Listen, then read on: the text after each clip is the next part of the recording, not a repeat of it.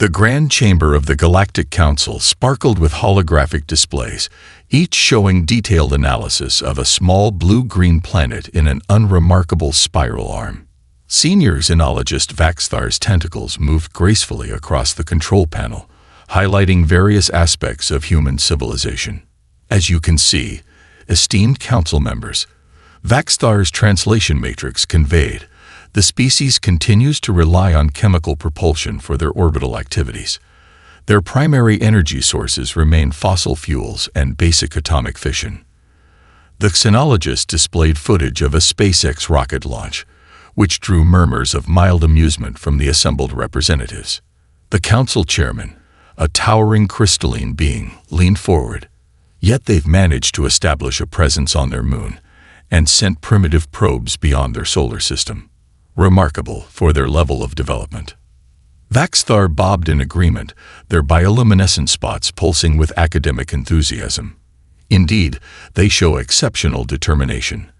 However, their technological progression follows standard patterns. They have yet to discover basic gravitational manipulation or zero-point energy harvesting. In the lower observation gallery, junior researcher Carell watched with growing concern.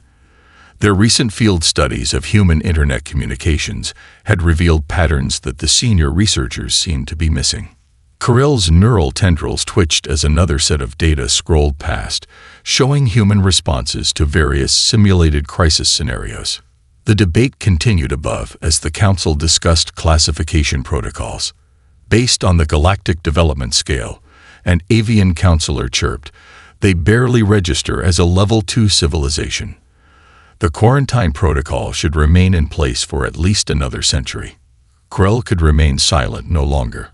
Rising from their observation pod, they activated their speaking permissions. Honored Council, if I may present additional data. The chamber fell silent as all eyes, optical sensors, and sensory organs turned to the junior researcher. The chairman gestured permission with a crystalline appendage. Our standard classification system fails to account for human adaptability. Carell projected their research onto the main display. They lack unified planetary governance, yet achieve remarkable cooperation in crisis. Their technology appears primitive, but they consistently find innovative applications beyond original design parameters. Vaxthar's spots flashed with irritation. The young one speaks out of turn. Humans simply follow the standard development curve, albeit with interesting cultural variations. The display shifted to show human emergency response teams working during natural disasters. With respect, senior xenologist, humans display unique characteristics. They readily abandon established protocols when circumstances change, creating solutions with available materials rather than waiting for optimal tools. The council chamber filled with dismissive murmurs.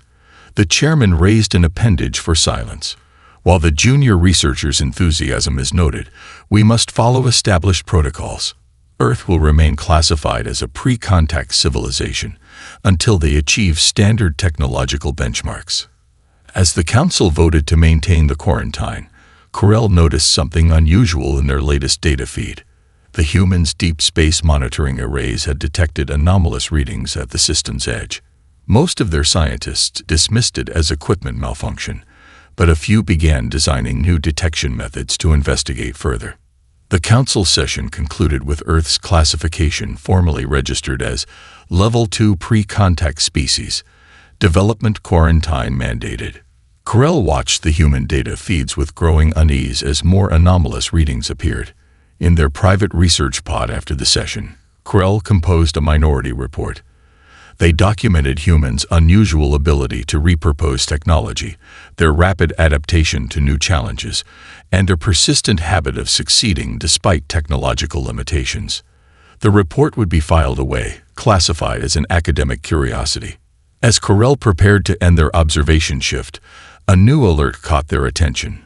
Human scientists at a facility called SETI had begun detecting regular patterns in the anomalous readings. Instead of dismissing the data, they were already developing new theoretical frameworks to explain it.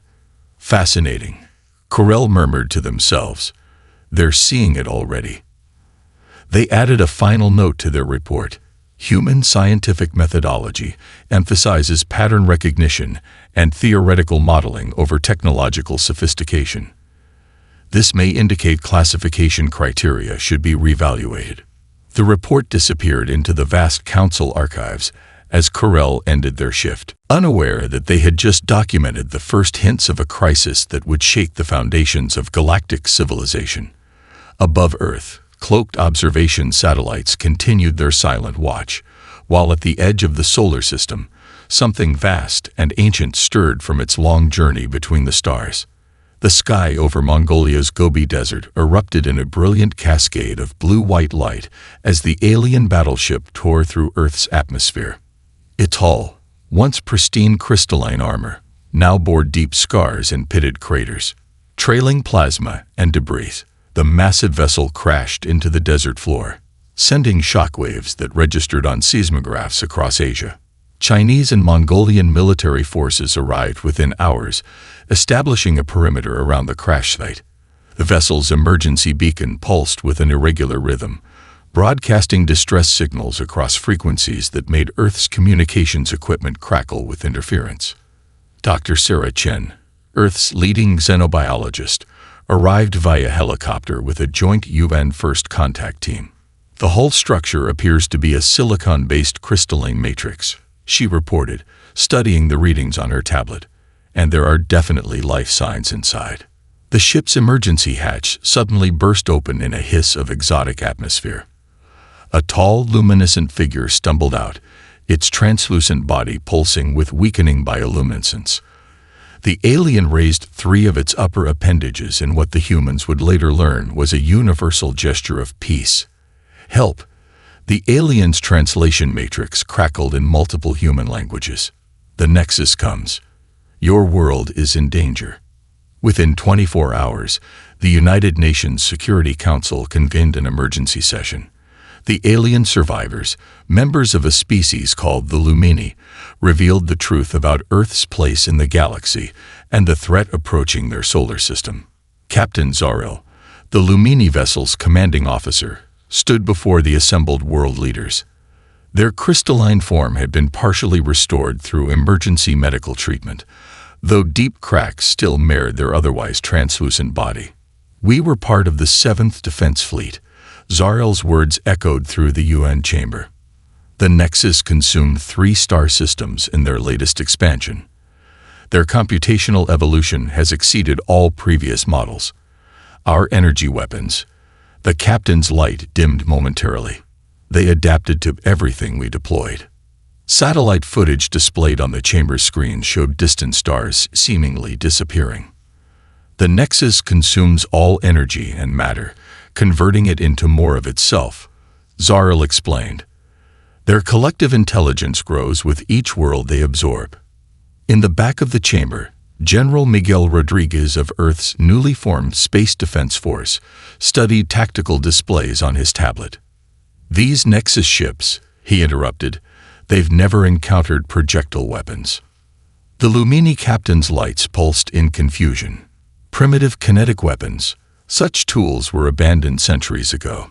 The Nexus primarily adapts to energy-based threats, as all advanced civilizations use energy weapons exclusively.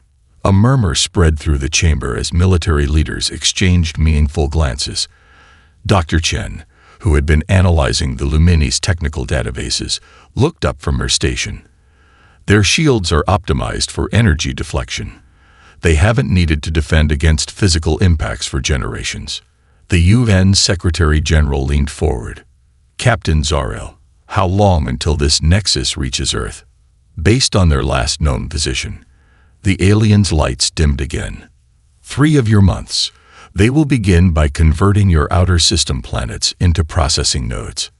General Rodriguez stood up. 3 months to prepare a defense using weapons they've never encountered. Weapons they consider too primitive to bother adapting to. A grim smile crossed his face. Sometimes being underestimated is an advantage. As the session continued, urgent messages flew between Earth's military commands. Artillery units began modifying their railgun designs for space warfare. Aerospace companies started converting their asteroid mining equipment into orbital defense platforms.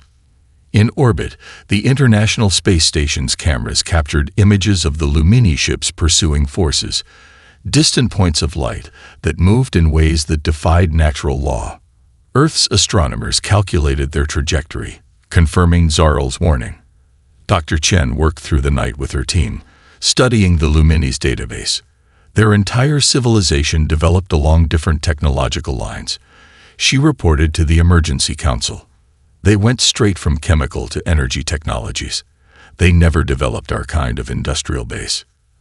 As the sun rose over New York, Earth's leaders emerged from their emergency session with a unified plan. Humanity would fight with the tools they had, not the ones their advanced allies thought they should have.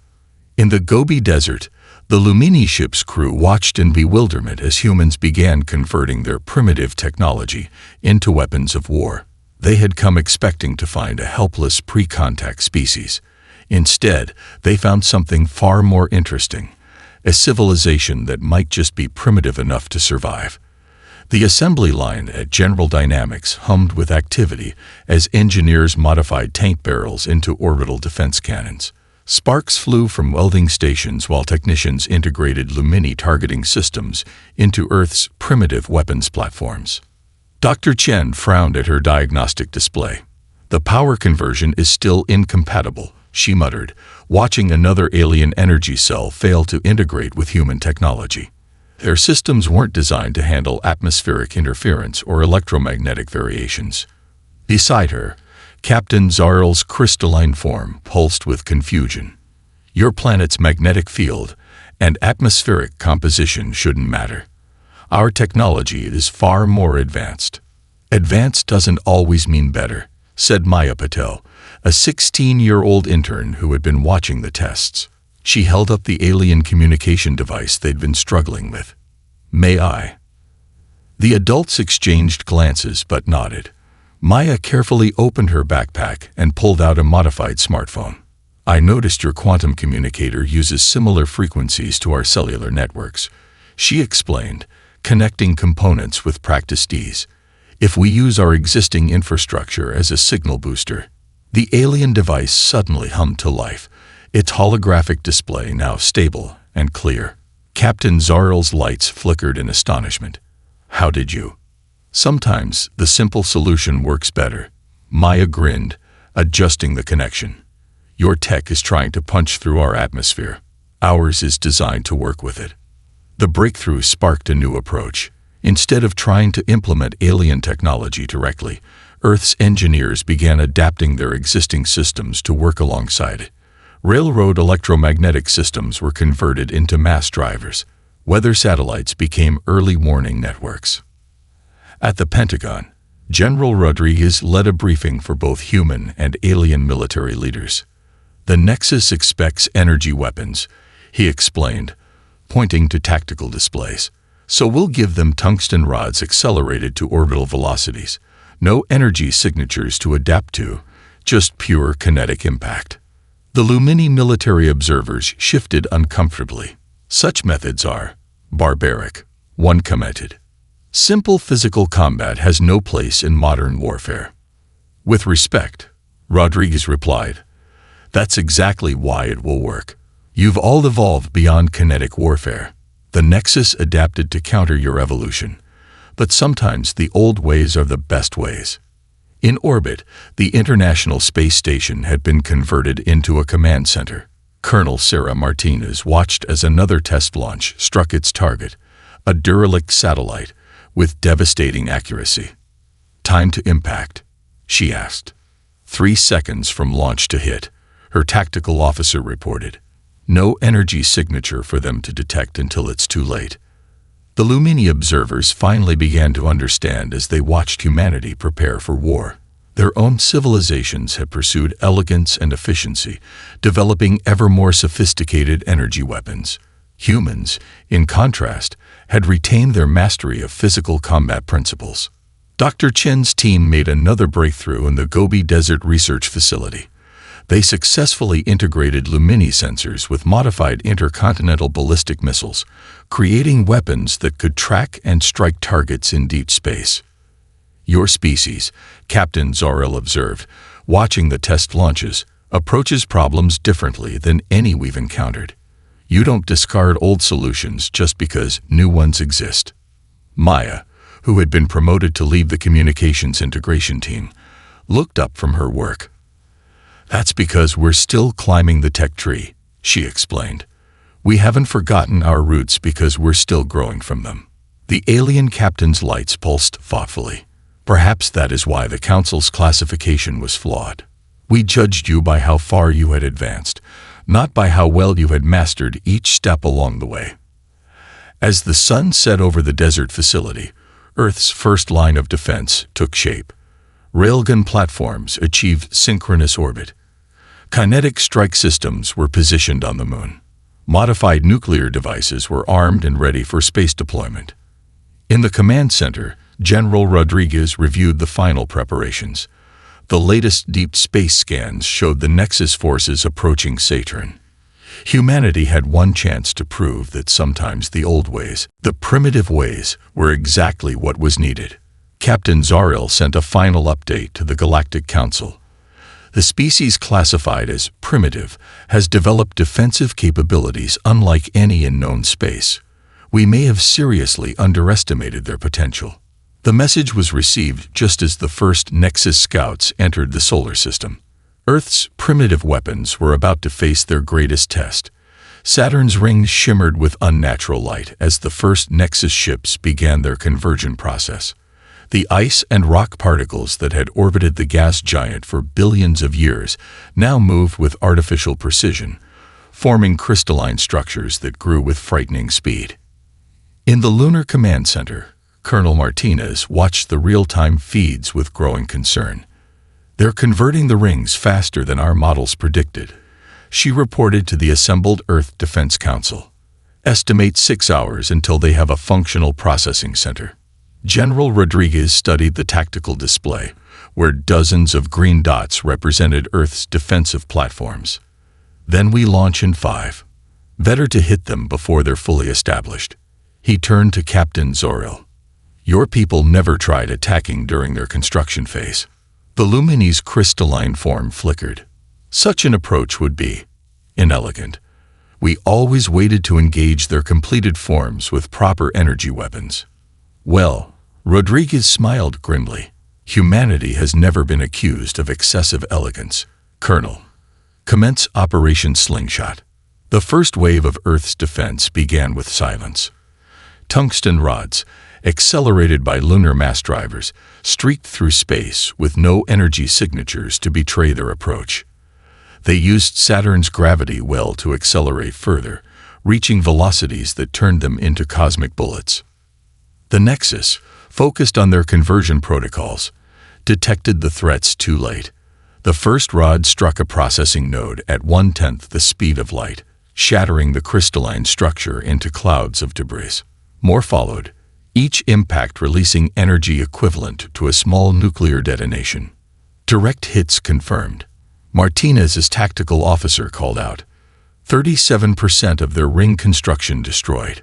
They're actually falling back."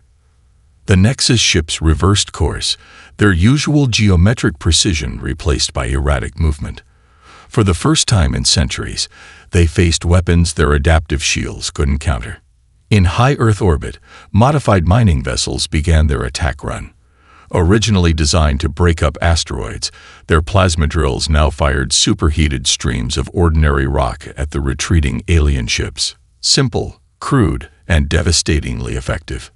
"Look at their response patterns," Maya observed from her communication station. "They're trying to adapt, but they can't develop shields against simple mass and velocity. Their computing power is working against them. They're overcomplicating the defense." The Nexus launched a counterattack, energy beams lancing out toward Earth's platforms, but the defensive satellites, painted with radar-absorbing materials borrowed from stealth aircraft technology, proved difficult to target. Humanity's primitive electronic warfare techniques disrupted the aliens' targeting systems.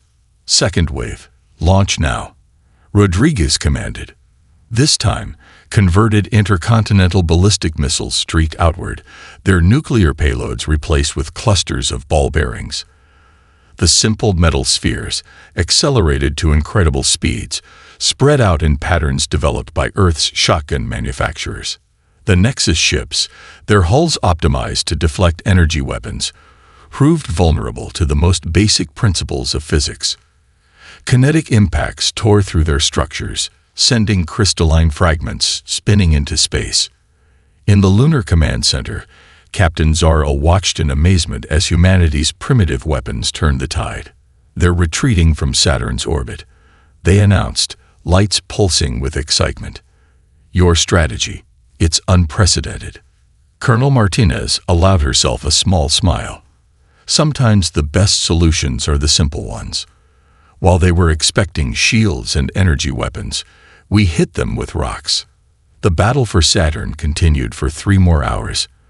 When it ended, the rings still orbited the gas giant, their ancient dance disturbed but not destroyed. The Nexus processing centers were reduced to debris, and the surviving alien ships had withdrawn to the outer system. Damage report, Rodriguez requested, studying the aftermath. We lost 12 platforms and 3 mining vessels, Martins reported. But the Nexus lost 37 ships and all their processing capabilities. First round goes to Earth. Maya's console lit up with incoming transmissions. Sir, we're receiving signals from the Galactic Council. They're asking for our weapon specifications. Rodriguez shared a knowing look with Captain Zorro. Tell them we use the most advanced technology available to us. Simple physics. As cleanup operations began around Saturn, Earth's defenders prepared for the next wave. The Nexus would return, possibly with countermeasures. But humanity had proven something crucial. In a galaxy of energy weapons and adaptive shields, sometimes the oldest solutions were the most effective. The primitive species had won its first major space battle, using technology that the advanced civilizations had long forgotten. The Lunar Military Academy's largest lecture hall buzzed with an unprecedented mix of species. Crystalline Lumini sat alongside tentacled Vexthor engineers, while hovering Zenray observers recorded every word as General Rodriguez addressed the gathered alien military leaders. The fundamental mistake, Rodriguez explained, pointing to historical battle diagrams, was assuming technological advancement meant abandoning proven tactics. Earth's military history teaches us that new weapons should complement existing strategies, not replace them. In the front row, a Lumini commander's lights pulsed with understanding, like your naval warfare doctrines adapted to space combat. Exactly, Rodriguez nodded. 3-dimensional combat tactics didn't start with spacecraft. Earth's submariners developed these principles centuries ago. The display showed ancient submarine warfare patterns alongside modern space combat maneuvers. Meanwhile, at the newly established Joint Species Manufacturing Facility in Nevada, Dr. Chen led a team of human and alien engineers through the production lines. Our manufacturing methods seem inefficient to you, she acknowledged, but they're remarkably resilient. The alien engineers watched as humans assembled kinetic weapon components, using both automated and manual processes. Unlike the quantum-based manufacturing systems of advanced species, Earth's production lines could continue operating even under severe electromagnetic interference. Your civilizations developed quantum assembly systems, Dr. Chen continued, but they're vulnerable to the Nexus disruption fields. Our mechanical systems may be slower, but they're virtually impossible to disable completely. In orbit, Colonel Martinez supervised joint training exercises. Human pilots taught their alien counterparts about atmospheric combat techniques that proved surprisingly effective in gas giant environments. The aliens, in turn, helped optimize Earth's targeting systems with their advanced sensors. Watch how the human pilots use solar wind currents, Martins pointed out to her alien observers. The same principles that helped ancient sailors navigate Earth's oceans now give us tactical advantages in space. The Galactic Council had initially hesitated to adopt Earth's primitive weapons designs, but after the Battle of Saturn, production orders flooded in. Human manufacturing centers worked around the clock, turning out modified railguns and kinetic strike platforms for alien allies.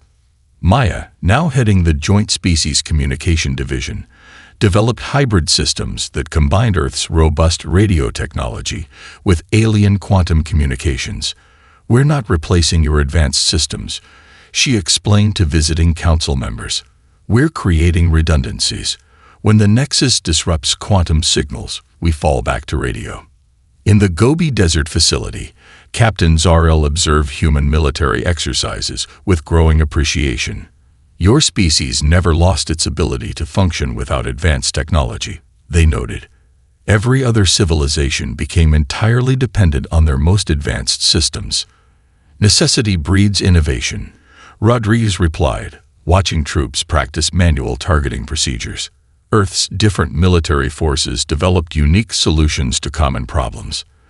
"Now we're teaching your people that diversity of tactics is strength, not inefficiency."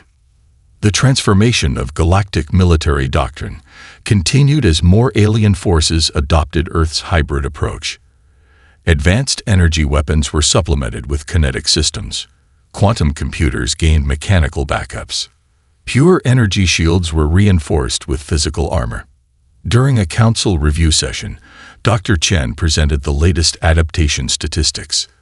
The Nexus's primary advantage was forcing enemies to fight on their terms, she explained.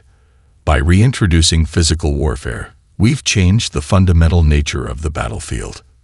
The alien representatives absorbed this lesson as they toured Earth's facilities. They watched human children playing strategy games, noting how naturally humans thought in terms of combined arms and tactical flexibility. What they had dismissed as primitive was actually a more comprehensive approach to warfare. "Your species never reached our technological level," a Vexthor admiral observed, "but you mastered each level you did achieve. We rushed to the peak and forgot the strength of the foundation." As the day ended, General Rodriguez stood at the Lunar Academy's observation dome, watching Earth rise over the horizon. Behind him, dozens of alien officers studied historical records of Earth's military conflicts, learning lessons their civilizations had forgotten millennia ago. Maya joined him at the window. "The Galactic Council sent new classification criteria for review," she reported. "They're completely revising how they evaluate developing civilizations." Rodriguez smiled. "Sometimes moving forward means remembering where you came from. Humanity may have been late to the stars, but we brought something valuable with us: the wisdom of the slow climb." Below them, the next class of Joint Species combat teams began their training, learning to combine the best of both worlds. Advanced technology guided by fundamental principles that had stood the test of time. Admiral Sarah Chen stood on the bridge of the ESS Endeavour, Earth's first Joint Species command vessel. The ship represented a perfect fusion of human ingenuity and alien technology. Crystalline sensor arrays alongside conventional radar, quantum computers backed up by analog systems.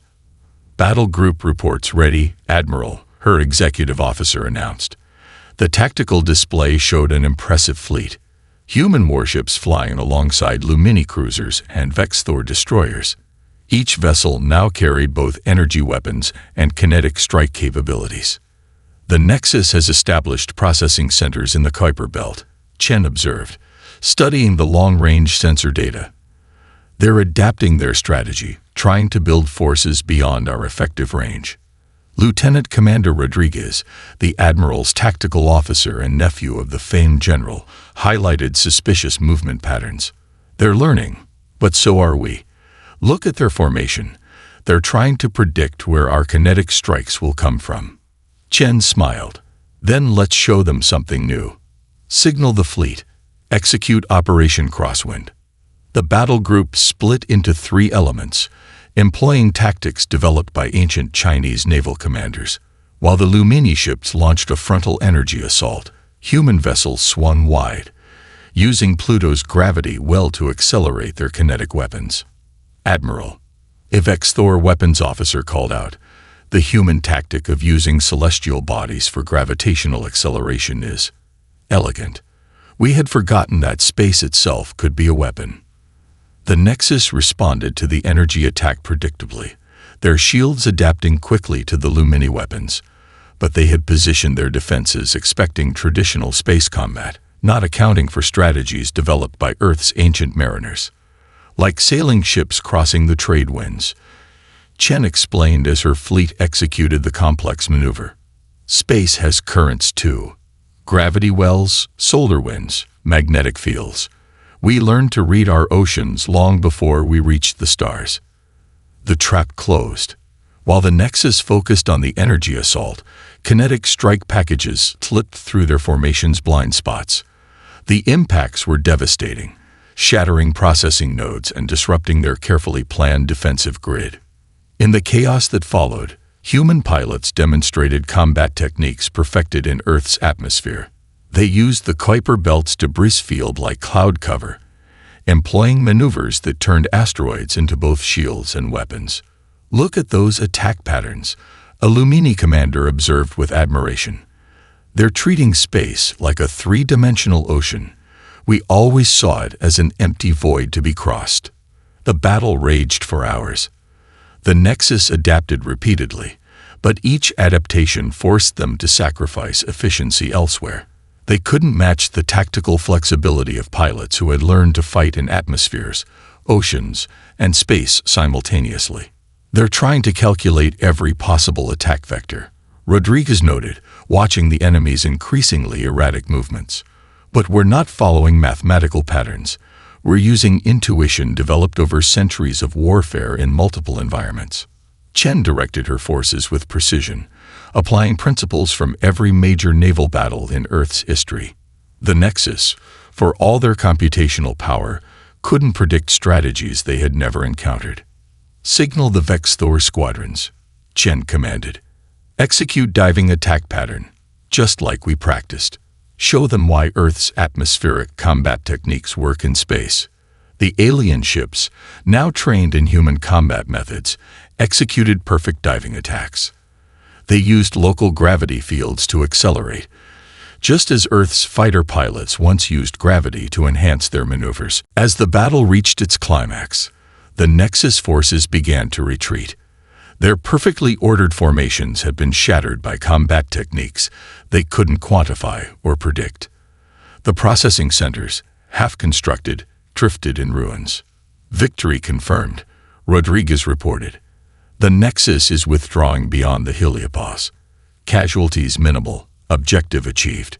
Chen watched the enemy retreat, remembering her days as a student of military history. Every great admiral in Earth's history knew something our advanced friends had forgotten. She said to her mixed-species bridge crew, "The medium you fight in, whether water, air, or space, is never neutral. It's either your ally or your enemy." The fleet regrouped, human and alien ships forming up in patterns that would have been recognizable to any ancient naval commander. As damage reports came in, Chen drafted her report to the Galactic Council. "The Nexus underestimated us because they thought technological advancement only moved in one direction," she wrote. "They never considered that the best path forward might require understanding where you've been." Dr. Amit Patel stood in the center of the Joint Species Research Facility, surrounded by holograms displaying molecular structures. His team of human and alien scientists watched as he manipulated the three-dimensional model of their latest creation. "The breakthrough wasn't in advancing our technology," he explained, highlighting the material's crystalline structure.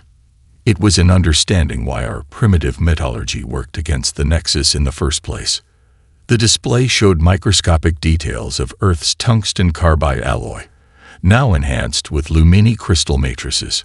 Captain Zarel's lights pulsed with excitement as they studied the results. "Your species' understanding of physical materials is extraordinary," the Lumini officer observed. "We had focused so long on energy manipulation that we forgot the fundamental importance of matter itself." Maya, now Dr. Patel's chief systems integrator, pulled up comparison data. "The new hybrid material maintains the kinetic impact properties that made our weapons effective, while incorporating your energy handling capabilities. But the real innovation is in its manufacturing process."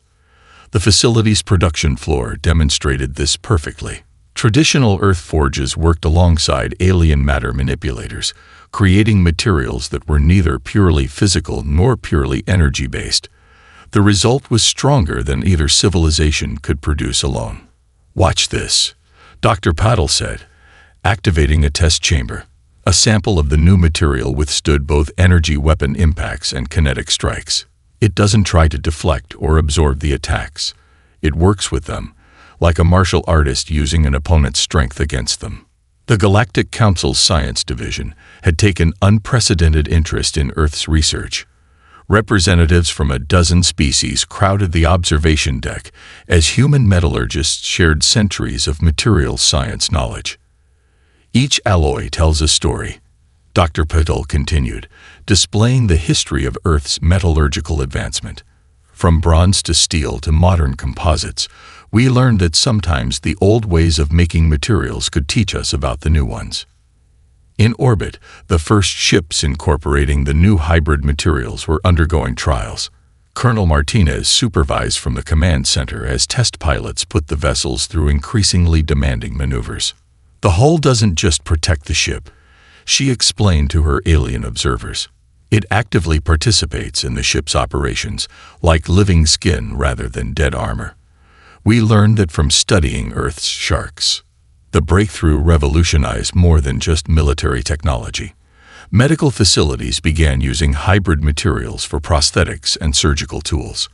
Construction projects incorporated them into structures that were both physically and energetically stable. "Your civilization's greatest strength," a Vexthor scientist remarked during one demonstration, "is your ability to connect seemingly unrelated fields of knowledge. You see patterns we have forgotten to look for." Earth became the center of a new technological renaissance, but not in the way anyone had expected. Instead of abandoning their industrial base for purely advanced technology, they showed the galaxy how to combine the best of both worlds. Dr. Patel's team made another breakthrough while studying ancient Japanese sword-making techniques. The precise layering of different metals provided inspiration for a new way of structuring energy-matter interfaces. "Look at how the traditional smith folds the steel," he pointed out. "Now watch how we can apply the same principle to energy field generation. The physical structure guides the energy, making it more efficient than pure field manipulation." The Nexus, intercepting data about these developments, began showing signs of confusion in their attack patterns. Their adaptive algorithms struggled to counter defenses that operated on multiple technological levels simultaneously. "They're like a computer faced with analog input," Maya explained during a council briefing. "Their digital nature can't fully comprehend our hybrid approach. It's not that our technology is superior, it's that it operates outside their experience." As the day's experiments concluded, Dr. Patel reviewed the latest test results with his team. The hybrid materials were exceeding all expectations, proving that progress didn't always mean abandoning the past. "Every civilization reaches for the stars," he told his assembled colleagues, "but Earth remembered to bring its foundations along. Our strength isn't in how far we've gone, but in how much we carried with us." The new materials rolled out across the galaxy, changing not just how ships were built, but how species thought about technological progress. Earth had shown that true advancement meant building upon the past, not replacing it. In the facility's courtyard, ancient forge hammers rang out alongside the hum of quantum manipulators, creating materials that would help defend against the Nexus's next attack. The Grand Chamber of the Galactic Council had changed significantly since Earth's first classification hearing. Physical seats now accompanied quantum projection platforms, while traditional paper documents sat alongside holographic displays. The chamber itself embodied the hybrid approach that had transformed galactic civilization. Senior Xenologist Vaxstar, their bioluminescence notably humbler than during their previous presentation, stood before the assembled representatives. In light of recent events, the Classification Committee proposes a complete revision of our technological assessment criteria. The chairman, studying both a crystalline data matrix and a printed report, nodded in agreement. Earth has demonstrated that our previous metrics were fundamentally flawed. We measured advancements solely by how far a species had progressed, not by how well they understood and maintained each stage of development. Dr. Chen, now Earth's official representative to the Council, shared a knowing look with Maya, who had become humanity's youngest xenotechnology advisor. They had witnessed firsthand how humanity's primitive foundation had helped save the galaxy. The new classification system, Vaxthar continued, will evaluate civilizations based on their technological mastery at all levels, not just their peak achievements. Earth's successful defense against the Nexus proves the validity of this approach. Holoprojectors displayed the latest strategic analysis. The Nexus forces had retreated beyond the galactic rim, their adaptive algorithms fundamentally challenged by humanity's hybrid warfare doctrine.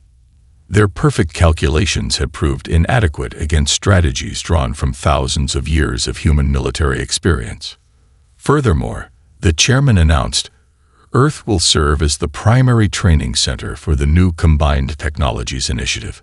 Their unique approach to technological integration has proven invaluable. The chamber's screen showed scenes from across the galaxy, alien ships incorporating physical armor alongside energy shields, manufacturing centers combining quantum assembly with traditional production lines, and military academies where ancient Earth combat techniques were taught alongside advanced warfare theory. Junior researcher Corell, now promoted to senior analyst, presented their findings. Human educational facilities have already accepted students from 37 species. Their primitive industrial base has become the foundation for a new era of galactic development. Maya stepped forward to share the latest technological breakthroughs. By maintaining expertise in multiple technological levels, we've created systems that are both more advanced and more resilient. The Nexus failed because they could only think in terms of perfect efficiency. They never understood the strength of redundancy. The Council voted unanimously to establish Earth as a full member, with additional responsibilities for coordinating technological integration across civilized space. Humanity's journey from primitive curiosity to galactic leader had taken less than a standard solar year. Perhaps, mused the chairman, we had forgotten something fundamental in our rush to advance. Each stage of technological development offers unique insights. Earth reminded us that moving forward doesn't require leaving everything behind. Dr. Chen accepted Earth's new classification certificate, Level 7 Strategic Innovation Center. The document was both digitally encoded and printed on traditional paper, symbolizing the new approach to galactic record-keeping. Humanity never sought to simply match your advancement, she addressed the Council. We sought to understand it, to integrate it with our existing knowledge. In doing so, we discovered that true progress means building upon our foundations, not abandoning them. In orbit above Earth, ships of all species arrived and departed from the new Galactic Technology Integration Center. Traditional machine shops operated alongside matter fabricators, while combat simulators combined physical training with energy warfare techniques. The Nexus retreat had taught the galaxy a crucial lesson. Diversity of approach was strength, not weakness. The most resilient civilizations were those that maintained capabilities across multiple technological levels. As the council session concluded, Maya found herself standing with Corell in the chamber's observation dome. Below them, Earth shone like a jewel against the black of space, its orbits crowded with vessels of all species and technological levels. Your people taught us something invaluable, Corell observed, their neural tendrils gently waving. True advancement isn't about reaching the highest level. It's about mastering every level along the way. Maya smiled, watching a new group of alien students arrive for training at the lunar facilities. We never forgot where we came from, she replied. And now the galaxy remembers too. The new era had begun. Humanity's primitive wisdom had transformed galactic civilization, creating something stronger and more resilient than pure advancement alone could achieve. Earth's slow climb to the stars had proven to be exactly what the galaxy needed to face its greatest threat.